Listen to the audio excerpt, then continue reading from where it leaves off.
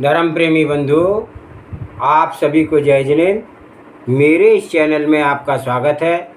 मेरे इस चैनल में जैन धर्म के ग्रंथ ज्ञानारणव का स्वाध्याय चल रहा है और ज्ञानारणव के स्वाध्याय के अंतर्गत 5वें अध्याय ध्यान का स्वाध्याय चल रहा है।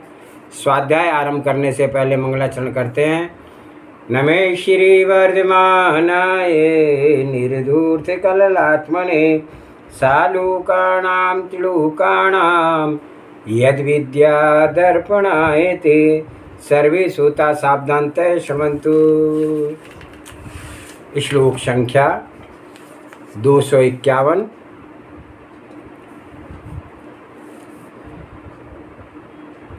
दृग्वीर्यादिगुणोपेतं जन्मक्लेशकैविच्युतं चिदानन्दमयं साक्षात् मोक्षमत्यान्तिकं बिंदु। वह मोक्ष साक्षात दर्शन व अनंत वीर आदि गुणों से सहित जन्म के कलेश से सर्वथा रहित तथा चित स्वरूप आनंद से परिपूर्ण है। यह जीव की स्वाभाविकी अंतिम अवस्था है, ऐसा जानना चाहिए। पूर्व श्लोक में जो उस मोक्ष का स्वरूप निर्देशित किया है वह अभाव स्वरूप है से है तथा इस श्लोक में उसी का स्वरूप भाव स्वरूप से निर्दिष्ट किया है। तो मोक्ष का स्वरूप मोक्ष से कहते हैं जहाँ अनंत दर्शन, अनंत ज्ञान, अनंत शक्ति, अनंत आनंद प्रकट होता है। मोक्ष मार्ग का सीधा अर्थ तो है छुटकारा मिलना। तो इस जीव को जब कर्मों से छुटकारा मिलता है, देह से छुटकारा मिलता है, तो उस समय इस जीव की क्या स्थिति रहती है, उस स्थिति को बताना भी मोक्ष का स्वरूप बताना है। तब स्थिति यह रहती है कि इस जीव का ज्ञान अनंत होता है और इतना विशाल ज्ञान, सीमा रहित ज्ञान, तीन लोकों में और आलोक में भी जो कुछ भी है, तीन लोक में अनंत द्रव्य हैं और लोक में के बाहर केवल एक आकाश ही है। तो उस समस्त का जो भी सत हो, सर्व सत को जान लेना यह अनंत ज्ञान का काम है। और फिर यह ज्ञान इसलिए भी अनंत है कि भविष्य में कभी भी इसका अंत नहीं होता है। प्रकट हुआ सो हुआ। तो ऐसे केवल ज्ञान की शुद्धि अवस्था जहाँ प्रकट हो उसका नाम मोक्ष है। परिस्नेह के बंधन से मुक्ति की अनुकूलता, तो जहाँ से जो मिला है किसी का भरोसा भी नहीं किया, कब तक ठहरेगा। खेद की बात तो यह है कि मिट जाएगा, फिर भी उसी से प्रेम, कोई सार नहीं, फिर भी उसी से मोह। छोड़ दे मोह तो कुछ उद्धार है, मगर उसे छोड़ा नहीं जाता, दुखी भी होता है हो जाता है और छोड़ा भी नहीं जाता है। तो जैसे किसी घर में परस्पर में क्लेश भी मची हो और ऊब भी जाते हो, फिर भी घर छोड़ करके कहाँ जाएं, घर तो यही है, तो रहना तो यहीं पड़ेगा। इतनी कितनी ही मुसीबतें आएँ फिर भी नहीं छोड़ा जाता। तो द्वेष से बड़ी मुसीबत है राग की। पुत्र हो, स्त्री हो, पिता हो, माँ हो, सभी परिवार के लोगों में राग रहता है। इसी राग से उनके प्रति आकर्षण बना रहता है। अत्यंत चिंतातुर रहते हैं। तो द्वेष की तो ही बात नहीं है, उससे अधिक विपदा है राग की।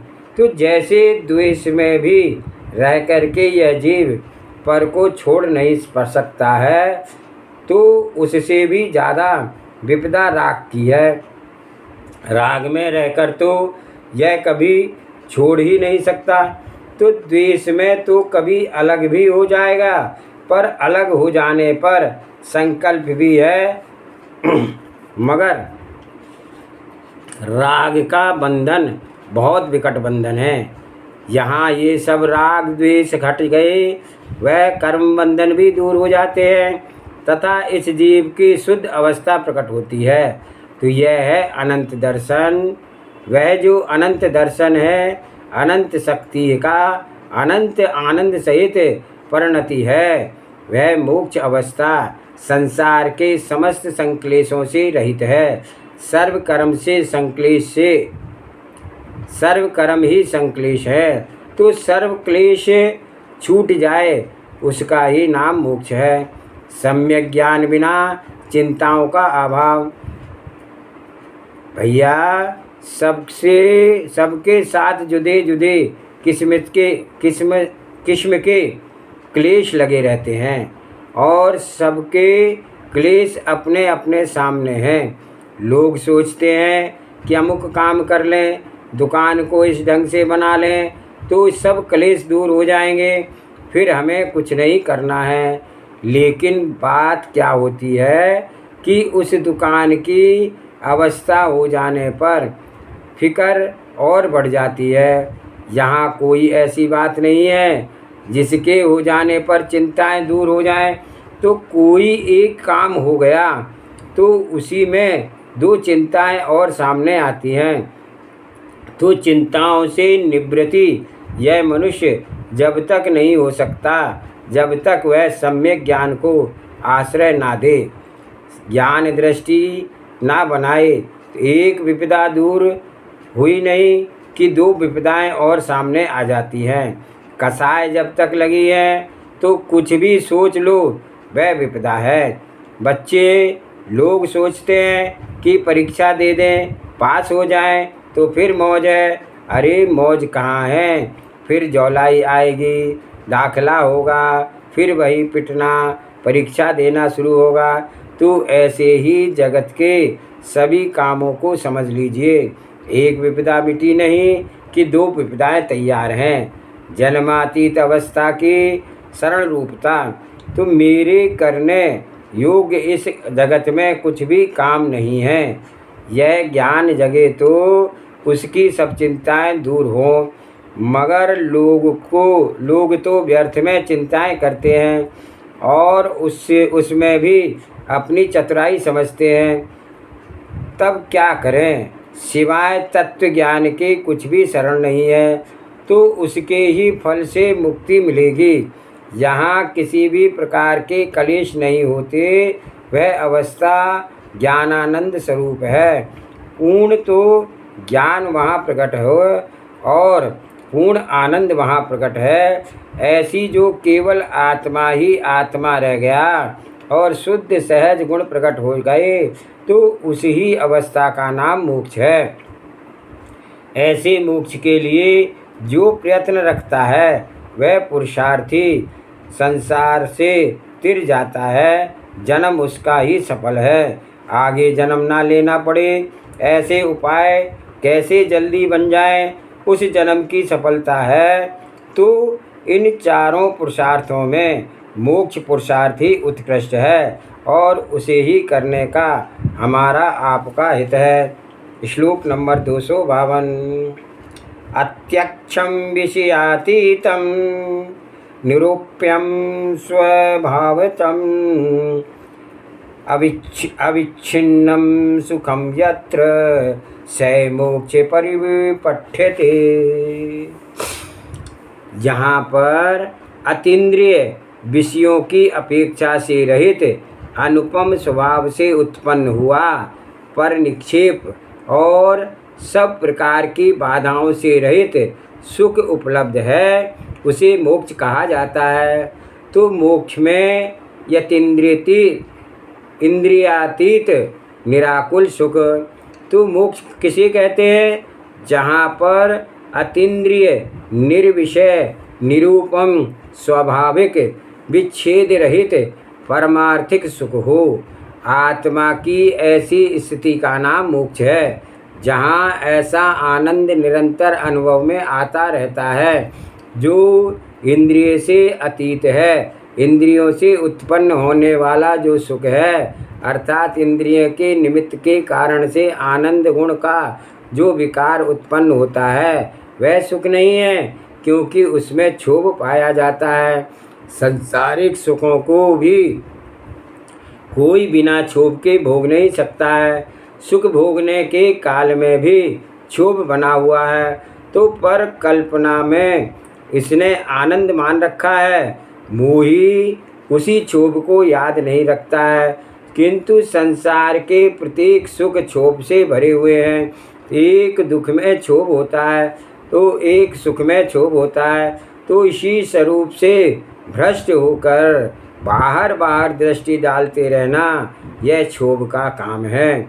जो इंद्रिय सुख चूँकि क्षोभ रहित है, अतः आत्मा की स्वाभाविक ढंग नहीं है, सुख नहीं है, तो जहाँ अतीन्द्रिय सुख है वहाँ ही मोक्ष है। पराधीनता में क्षोभ की अनिवार्यता, तो क्षोभ के मायने हैं समता ना रख सकना, उथल पुथल होना। क्षोभ का शुद्ध अर्थ समझने में उथल पुथल, तो ये सारे इंद्रिय सुख क्षोभ से भरे हुए हैं। वे तो क्लेश है, एक दुख का क्लेश और एक सुख का क्लेश। क्लेश रहित तो मोक्ष की अवस्था है। यहाँ इंद्रिय से अतिक्रांति अनुभव आता रहता है और एक समान परिपूर्ण शाश्वत हो, उसे मोक्ष है कहते हैं। तो मोक्ष में विषयातीत सुख हैं। उनकिन्हीं भी विषयों की सृष्टि करके किसी भी विषय पर अपना उपयोग लगा करके जो सुख माना जाता है, वह सुख विनाशिक है और सफल आकुलता से भरा हुआ है। आखिर जिन पदार्थों को विषय मान करके सुख माना जाता है, वे पर पदार्थ क्या तुम्हारे साथ चिपके ही रहेंगे? वे तो भिन्न हैं, पदार्थ हैं, छूटेंगे ही। तो जब पर का वियोग होगा तो जीव की आकुलता मचेगी और फिर पराधीन सुख है। पराधीन सुख को आनंद नहीं कहा जा सकता। संसार में जितने भी सुख हैं वे सब पराधीन हैं। कोई लोग किसी मालिक के अधीन होकर के ऐसा अनुभव करते हैं कि मैं पराधीन हूँ, किंतु पराधीन तो वह मालिक भी है। पराधीन तो संसार के सभी प्राणी हैं, सभी कर्मों के अधीन हैं और सब पर पदार्थों के पर दृष्टि रख करके पर पदार्थों की कृपा चाह करके सुख भोगना चाहते हैं। तब सबका सुख पराधीन है। तो चाहे राजा हो चाहे रंक हो, सुख सभी के पराधीन है। पराधीनता में एक कल्पना का भी तो अंतर है, मगर सब पराधीनता के सुख क्लेश रूप ही है। तो जो विषयों पर दृष्टि करके सुख माना करेगा, उसका सुख पराधीन है। तो मोक्ष में स्वाधीनता निरूपम सुख, तो मोक्ष का सुख पराधीन नहीं है। वहाँ किसी भी पर की दृष्टि करके आनंद नहीं है, किंतु आनंद स्वरूप स्वयं यह आत्मा है और यह आत्मा समस्त पर के लेप से रहित है। अतएव शुद्ध परिपूर्ण आत्म आनंद प्रकट है। तो यहाँ निर्विषय आनंद हो, उसे मोक्ष कहते हैं।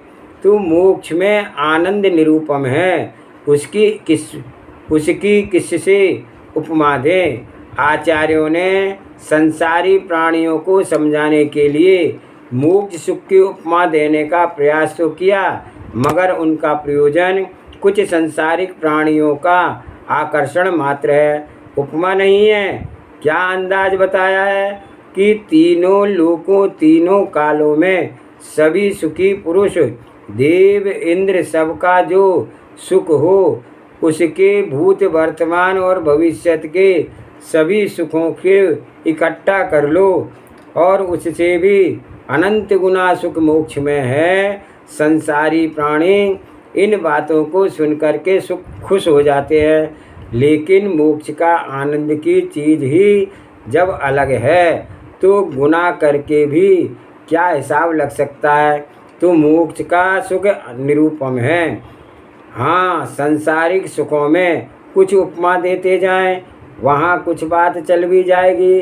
देखे इंद्र का सुख अमुक की तरह है, अमुक राजा का सुख अमुक राजा की तरह है, किंतु मुक्ति से आनंद की उपमा नहीं दी जा सकती। यही कहना पड़ेगा कि मुक्ति का आनंद तो मुक्ति की ही तरह है। उसी जहाँ ऐसा निरूपम आनंद है उसे मोक्ष कहते हैं, और मोक्ष के आनंद स्वरूप स्वाभाविक है, अपने से सत्व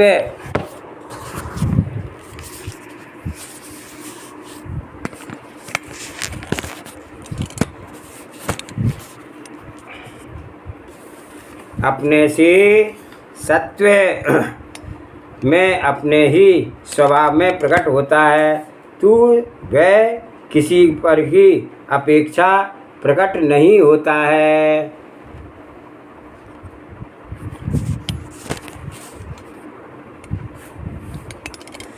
मोक्ष की अविच्छिन्न स्वाभाविक सुख तो संसार के सुख स्वाभाविक नहीं है, वैभाविक है, पर आश्रय है। जहाँ स्वाभाविक आनंद हो उसे मोक्ष कहते हैं।